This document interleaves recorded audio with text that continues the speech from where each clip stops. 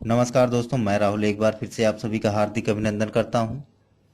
दोस्तों, आज मैं आपको बताऊंगा क्यों भगवान विष्णु को होना पड़ा शीश विहीन तथा प्राप्त हुआ घोड़े का सर, मतलब अश्व का सर। दोस्तों, पर इससे पहले दोस्तों, अगर आपने हमारा चैनल सब्सक्राइब नहीं किया है तो प्लीज़ कर लो दोस्तों, क्योंकि ये बिल्कुल फ्री है दोस्तों। इसके लिए आपको कोई भी शुल्क नहीं देना पड़ता और इसका एक फ़ायदा यह भी है कि मैं जब कभी अपने YouTube चैनल पर ऐसे रोचक तथ्य या पौराणिक कथा अपलोड करूंगा तो ये सर्वप्रथम आपके पास पहुंचती है दोस्तों, बिना किसी रुकावट या व्यवधान के।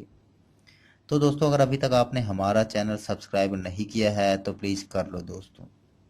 आइए दोस्तों, हम रुख करते हैं इस कथा के बारे में। दोस्तों, प्राचीन समय की बात है। भगवान विष्णु को 10,000 वर्षों तक निरंतर दैत्यों के साथ युद्ध करना पड़ा। युद्ध की समाप्ति पर वह अपने निवास स्थान बैकुंठ धाम गए तथा पद्मासन लगाकर बैठ गए। उनके धनुष की डोरी चढ़ी हुई थी दोस्तों। युद्ध से थके होने के कारण उन्हें शीघ्र ही उसी अवस्था में नींद आ गई तथा वह अपने धनुष के सहारे थोड़ा सा झुक गए। दोस्तों, इधर स्वर्गलोक में अपने सभी कार्यों को निर्विघ्न चलाने के लिए देवताओं ने यज्ञ करने की सोची, परंतु असुर द्वारा यज्ञ भंग करने के भय से वह डरे हुए थे। अतः वह अपनी समस्या लेकर ब्रह्मा जी की शरण में गए। तब ब्रह्मा जी ने देवताओं से भगवान विष्णु की सहायता लेने को कहा तथा स्वयं देवताओं के साथ बैकुंठ लोक गए। दोस्तों, वहां पहुंचने पर उन्होंने पाया कि भगवान विष्णु योग निद्रा में अचेत से पड़े हैं तथा सभी देवता उन्हें जगाने का प्रयास करने लगे। जब सभी देवता उन्हें जगाने में असमर्थ रहे, तब ब्रह्मा जी ने ब्रह्मी नामक एक कृमि, कृमि मतलब कीड़ा, कीड़ा दोस्तों, कृमि उत्पन्न किया। दोस्तों, ब्रह्मा जी के आदेश पर उस कृमि ने धनुष की डोरी को अपने तेज दांतों से काट दिया, जिस पर भगवान विष्णु सहारा लेकर लेटे हुए थे। दोस्तों, धनुष की डोरी कटते ही एक भयंकर धमाका हुआ तथा सारे ब्रह्मांड में एक घना अंधेरा छा गया दोस्तों, जिससे सभी देवता भयभीत हो गए। दोस्तों, जब अंधेरा छटा तो भगवान विष्णु को देखकर सभी देवता अवाक रह गए, क्योंकि भगवान विष्णु का सिर उनके शरीर से अलग होकर कहीं अदृश्य हो चुका था। दोस्तों, भगवान विष्णु के इस अवस्था को देखकर सभी देवता चिंतित हो गए।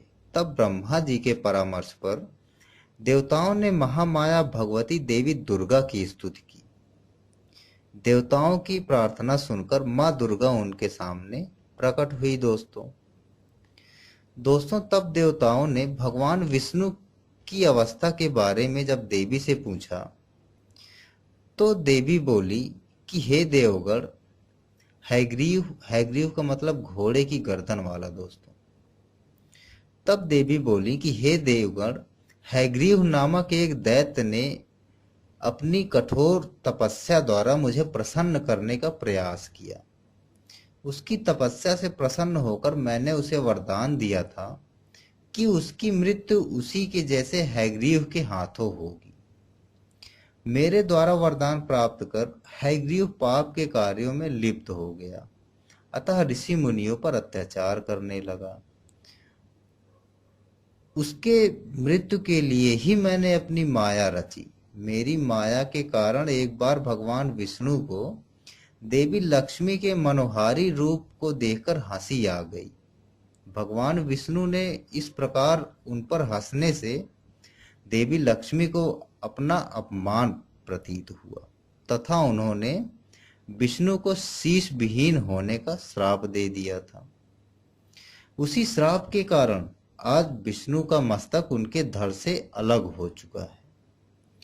तब देवी देवताओं से बोली कि देवगण, उस दैत्य का अंत होना निश्चित है, अतः आप किसी अश्व का सर काटकर भगवान विष्णु के धड़ पर लगा दीजिए।